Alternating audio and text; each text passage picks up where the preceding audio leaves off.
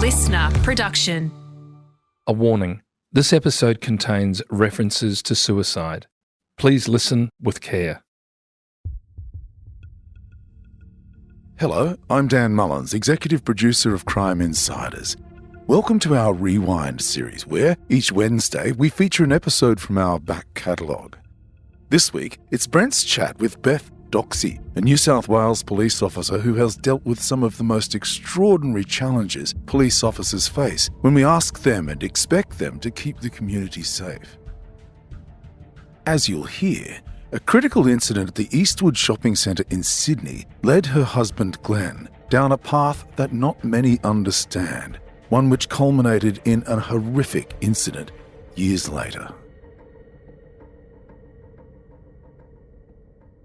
One of the differences that very much hit you between the eyes was, I think, in your first 4 shifts, you dealt with 4 deaths. Yeah, had only done 2 deceased when I worked in the city because it was a transient population. It was pretty early in the time that I went to Hornsby. I got called to a job down at the back of Normanhurst there, and it was a job where a 41-year-old male had passed away in his sleep in his bed, and his 9-year-old son was sleeping with him. So the son obviously woke up and found Dad deceased.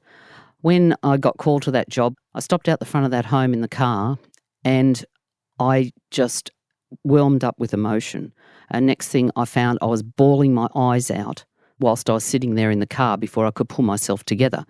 And that was because at that time, my husband was 41 years old and my son was 9 years old. So I could actually really reflect on that, and it was very, very close to home. And so I really thought so much in my supervisory and leadership roles about looking after people because, later on we had a 10-month-old child that passed away at Hornsby Hospital, and the detectives that were coming were very young, and I contacted them and made sure that they didn't have any 10-month-old or youngers. So, that was something that I took into account in my policing. So when you were in those more senior roles, and that was something that I think very much was a fabric of your management, amongst other things, was trying to ensure to the best of your ability that although, of course, police, it's unavoidable, it's part of the job, but what I'm hearing from you too, Beth, is that you did what you could to try to minimise the impact of those jobs. For example, making sure that the young police that were attending weren't as closely connected to that as you were back in Normanhurst with that 41-year-old situation with your son. And you would know better than most, Beth, that cumulative effect of attending these jobs over and over and over, and at the time perhaps not even being aware that it's having an impact on you, but that post-traumatic stress that you're very, very knowledgeable of can be built up over time. Is that correct? Oh, yeah, for sure. Every death or horrific accident or whatever, even if there's not a death involved, got horrific injuries or whatever, that you go to, it's basically imprinted on your brain and you remember those things, and you live with them for the rest of your life, and that's part of post-traumatic stress. But you can't, you need to deal with those sort of things. However, I did find that once I came back to general duties policing and I was going to a lot of deceased, and because as a supervisor or commander, you had to determine which sort of resources, etc., would come in. And quite often it was a situation where there might be, say, 1 or 2 trucks that would get there before you, and, the people would wander in and have a look or whatever, or someone had come along later and they'd say, "I'll go and have a look," especially if it's a new person. But I would, started trying to minimise the number of people that went in and actually looked at deceases and that. And I recognised that I was minimising myself from going in looking at them as well.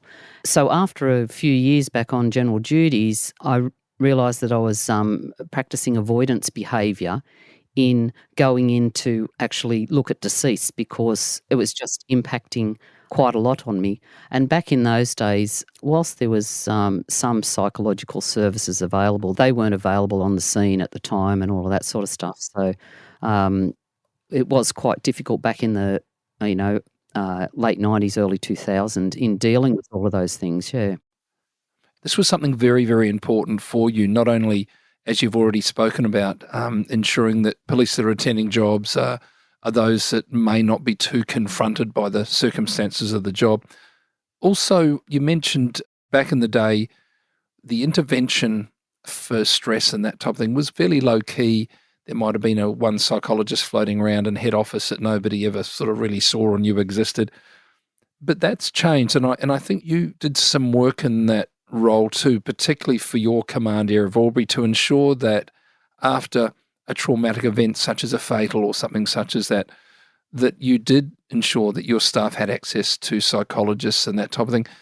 Can you tell us a little bit about that, the work of the psychologists and the important role in your view that they play in this process? Look, I think it's really important for police officers that have been to really traumatic scenes to have someone to speak to about it quite soon after. Because generally, like back in the old days, it was, it was about everybody toughing it out. You don't get upset about any of these things. And I know even when I was sort of early years in the job, someone would say, oh, if someone's off with stress leave or something, it's a lot of waffle. People don't have post-traumatic stress and all this stuff. And it was only really when I started to suffer it myself that I recognised it 100%. So it was a very important thing to me. So when we had specific incidents, there was an ability sort of getting through into the mid-2000s to call up a employee assistance branch and get a psychologist, a local one, out to an incident or to speak to people or something like that if you believed that they needed support, or the individual could actually also contact them. So it was a whole lot better. However, when I went to Albury, there was quite a few challenging things there in that Albury being on the border of New South Wales and Victoria, I think it was like sometimes people in the metro area of Sydney forgot that all of those outlying stations existed. And also, particularly from Wagga down, we all got the Melbourne news, so you didn't know what was going on in Sydney unless you read the nemesis messages at work, About 6 weeks after I got to Albury, we had a critical incident occur where Highway Patrol officers pursued a vehicle driven by a male across the Victorian border, and there was a 17-year-old female in the vehicle as well. And they pursued across into Victoria, and this guy's ended up colliding with a tree, and it killed the 17-year-old girl. And there was a half a dozen Highway Patrol and I think maybe a couple of GDs or whatever that were involved in the pursuit for quite a while beforehand. And I got onto the employee assistance branch and they sent a psychologist in, which was great. We got one down, got a local one or something. That afternoon they had debriefs or whatever, and then what's supposed to happen is there's supposed to be in 2 days a follow-up with another call and that to see how people are going and everything. And I knew that particularly a couple of the Highway Patrol people had been severely impacted by the death and et cetera. I like to phone up and speak to my staff and check how they're going as well. I contacted the sergeant in the Highway Patrol at the time who had been involved, and I said, have you, how you going, blah, blah, blah. Has the psych been back onto you? Because this was like, I think, at the end of the second day afterwards when they should have contacted, and he said, no, I haven't heard anything from any of them. And I went, and he said, neither is blah, blah. So I immediately got onto the employee assistance branch. We're probably talking 7 o'clock at night or something. The person said, no, we haven't got any psychologists down there that we can call on or whatever. And I said, that's not good enough, And I said, I want to talk to someone senior. So I went right to the top of employee assistance and said, I want some action here or whatever. And they did get someone down to us from Wagga the very next day. And she was a very good psychologist. And, later on, 6 months down the track, I actually ended up engaging her myself and went to a psychologist for the first time in 29 years, believe it or not. The good thing about when I jumped up and down about that first incident, it was only like 2 weeks later, we had another critical incident out at Urana where a guy had his firearm and his wife was in a car. They were out on a farm. The police turned up, 4 of them. I think there was about 4 there first off. And this guy had his gun there. He then while the police were trying to talk him to putting it down, he then shot his wife in the car and killed her, and then he shot himself right in front of the police. When we went back to Cora Police Station, I immediately had psychologists doing the debrief and that, and I stayed there for a number of hours because there was ended up about a half a dozen people really impacted. And then we had good follow-up services, so paid to do that bit of jumping up and down back in the day. Coming up, Beth's life changes forever in the wake of one catastrophic moment at Sydney's Eastwood Shopping Centre. Her life will never be the same again.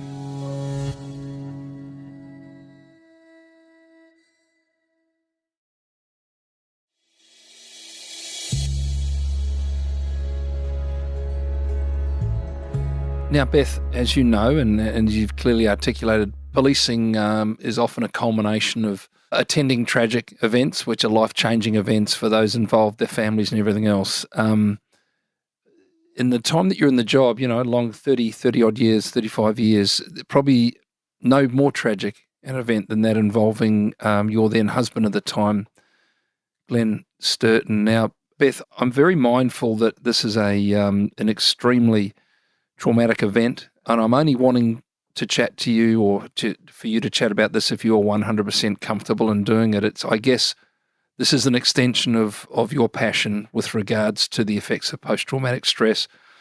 If you're comfortable talking about this, Beth, maybe would it be best to start at the incident at Eastwood Mall, 2008? Is that a place where you're comfortable to start the story? Yep. Yeah, no, that's fine.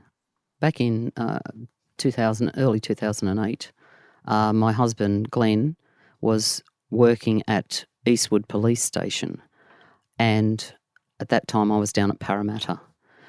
On this day, there was a couple of reports of a person with a hoodie on and a backpack wandering around Eastwood Mall and acting a bit suspiciously, specifically around banks, etc. And so Glenn it was a brand new sergeant, his first day there at Eastwood, and they were going to go across they'd already talked about it, they were going to go across to get their lunch or whatever, and so he said, oh, come on, we'll go across and we'll have a look for this bloke, because I think a couple others had been across and had a look around and hadn't seen him. Glenn walks across there with Pete Stens, and they go through the mall and they can't find the bloke that they're talking about. They don't see him.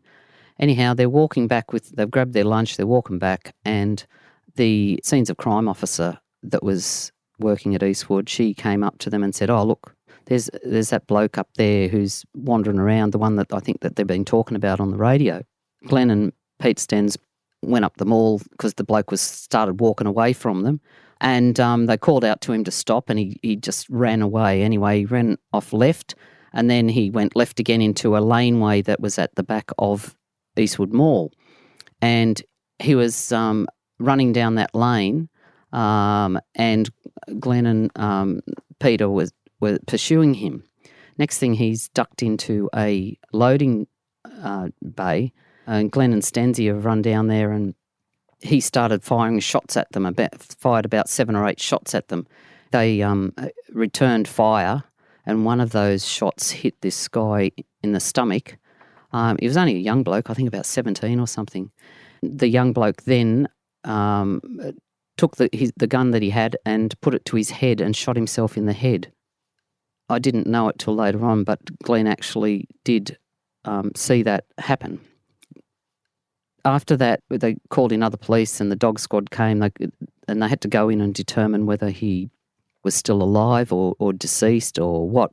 So Glenn went in there with the dog squad operator, and they found him injured, and he went off to hospital. He died about 3 days later. But then I actually was working and I heard the stuff going on over the radio. I didn't know that it was Glenn until they called me and they asked me to go and go up to, they said to me, do you want to go up to Eastwood to your husband? And so I did, of course. Anyhow, when I got up there, he was sitting in a room, and then I went in and sat down with him, and, whilst he wasn't supposed to tell me anything much, he told me the basics, of course. And he was just so absolutely traumatised. It was just, I couldn't believe it. He was just, so quiet and that. They had a psychologist come that night. He did his statement or whatever, so he was there quite a long time, and then we went home. I'd never seen him like he was that night. Even when we went home, he was just like so quiet. So he just was so impacted by what had occurred. He'd had a near-death experience in being shot at, but then again having to go in there and look at, check whether that guy was alive or not was another possibility of being shot. Just on that too, Beth, just to circle back, a point here, when this young gentleman was found, there was a large amount of ammunition that he had, I think, in a backpack or something, and I don't think it's been too alarmist to say that it appeared that with that amount of ammunition in the firearm that he had, that what your husband and his partner at the time had averted is potentially this young man clearly had intentions, if he's got all that ammunition, going into a mall to possibly some sort of a mass shooting or something such as that. Is that being over dramatic? No, actually, absolutely, that's correct. I missed that bit that, when they searched his backpack, they found, I think it was 12 Glock. Over 100 rounds of ammunition. Oh, yeah, that's it. Ready to go. And so, and later on with some part of the investigation, that was part of, I think, the outcome that they believed that that's what he was up to. Probably saved literally dozens of lives if he had have actually got in there and done anything, yeah. After that incident, I'd never seen him so impacted in his whole police career, and he only had a short time off work. I think there was another psychologist follow-up, and then that was about it. Things didn't happen after that. And then he was still at home or whatever, and I think it was about 6 weeks later, and I knew he wasn't. He was still not going well, and he'd been self-medicating with alcohol, which wasn't great. And I had to phone up the region and spoke to the injury management advisor and jumped up and down and said he needs to go see a psychologist, and if I hadn't have contacted, and because he wouldn't have got into psychologist. So he got into a psychologist. He got on well with him. He went to him for, I think, the initial 4 visits, which was authorised. And then he came home and he said, "Oh, the guy said I've run out of visits," and so he said, "I won't be seeing him anymore." I said, "Well, you can, ask for more." He said, No, I won't, no. He had those few weeks off, and then he had to go back and do a pistol shoot. Now, the pistol shoot, just again for those listening in an incident like this where New South Wales police all over Australia discharged their firearm, and there's obviously an incident involved with a young man now deceased. Before you can go back onto full duties, there's a process you have to go through, and part of that involves going back and doing a shooting test at the range, and there would also be, I would imagine, a psychologist there evaluating your capacity to go back into full duties. And so Glenn would have been going through that process as well, I would imagine. Yes, he did. And he was really stressed about going and doing that. And on the day he, with talking to the psychologist and the weapons trainer, observing him and his reactions and that, they weren't up to scratch at all. And so he didn't get through, and that really devastated him again as well. I think he then waited another month or so and went back again and did another test, and this time he was in a bit better space, and he managed to pass it and get given his firearm back and go back into his normal operational policing. Now, Beth, this incident was in 2008, and I read that you said that never quite was the same. He never quite fully recovered. And this culminated, Beth, in a tragedy on the 20th of December 2012. This is 4 years later. Are you comfortable in telling us what happened on that day?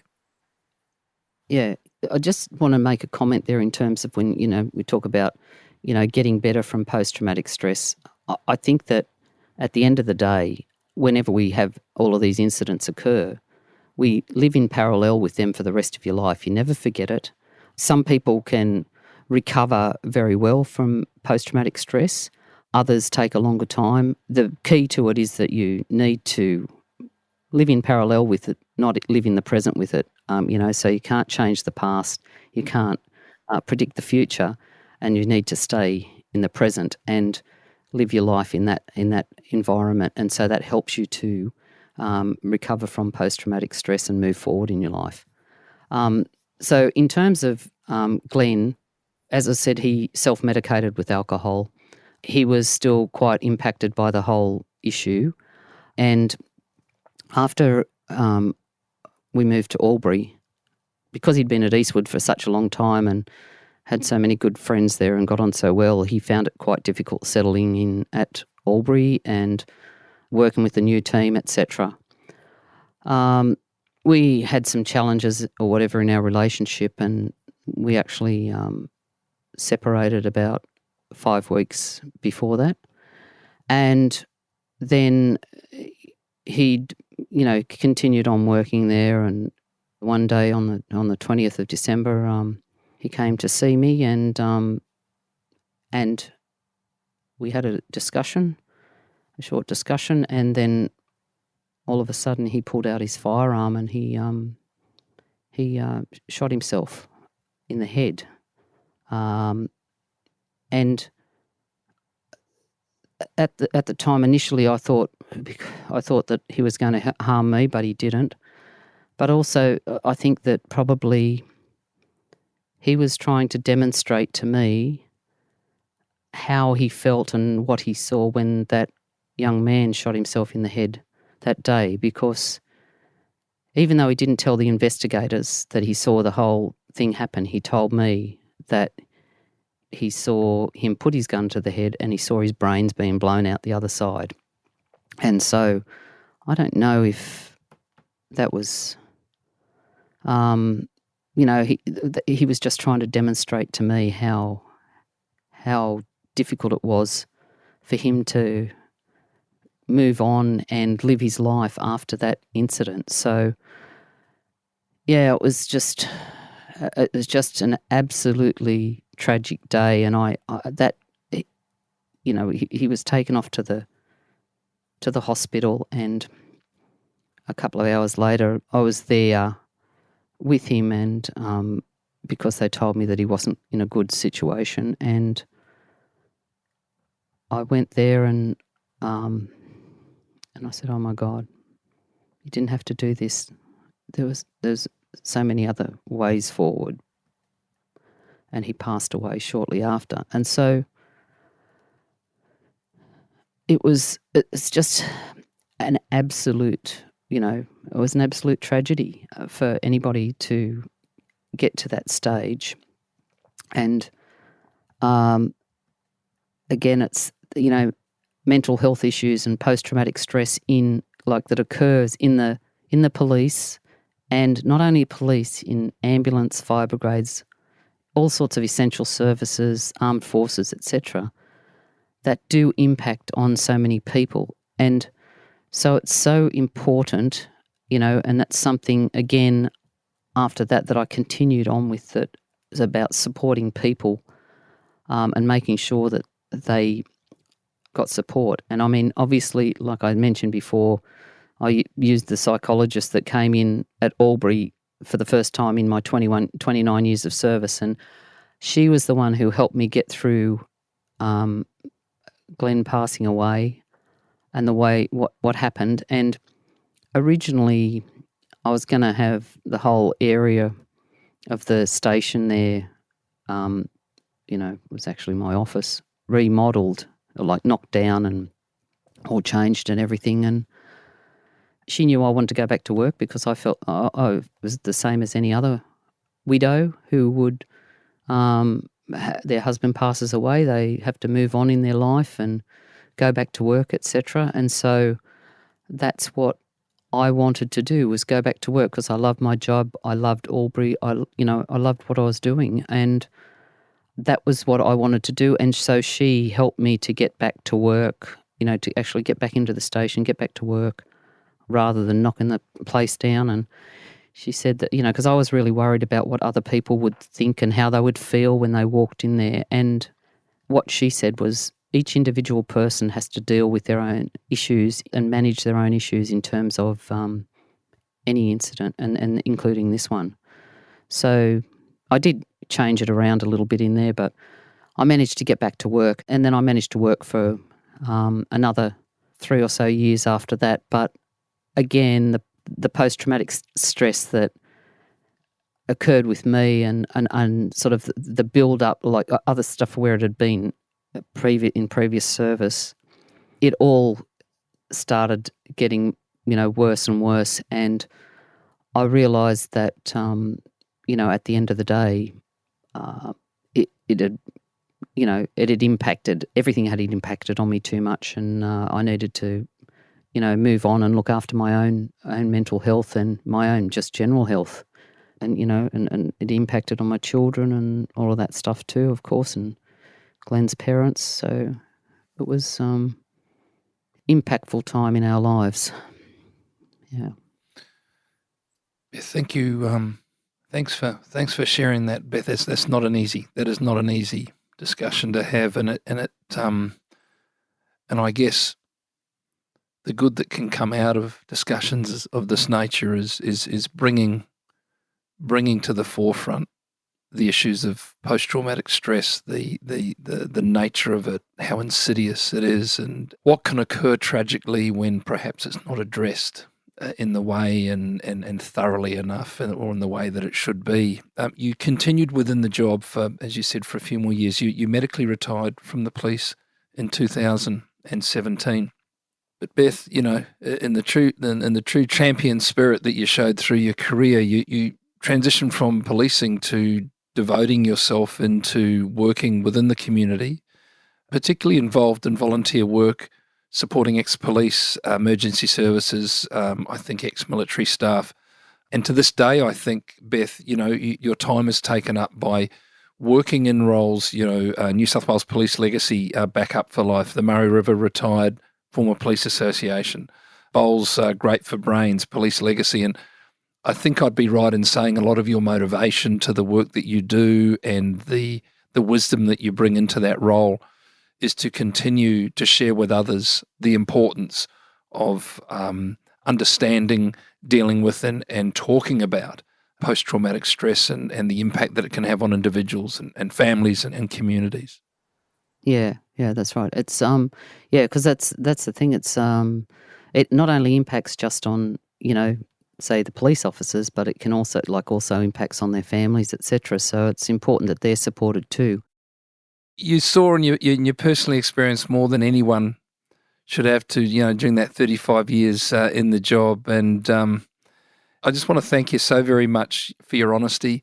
But I want to say so sincerely, thank you so much for your service and for what you continue to so unselfishly, continue to give back through your extensive volunteer work. And it all harkens back to some of these very traumatic experiences that you've had, but you're making the lives of so many other people so much better by the work that you're doing, and you continue on that legacy after 35 years in the police, and it's just an absolute credit to you. And I can see why that it was probably a very easy choice for those who selected you as the Albury City Citizen of the Year 2022, because I doubt whether there's anybody who could have put more into a community than you have. And Beth, thank you for taking the time out of your day to drop in and have a chat to us. I know a lot of people will get real benefit from having listened to this chat, and thanks for coming. It's been wonderful to meet you.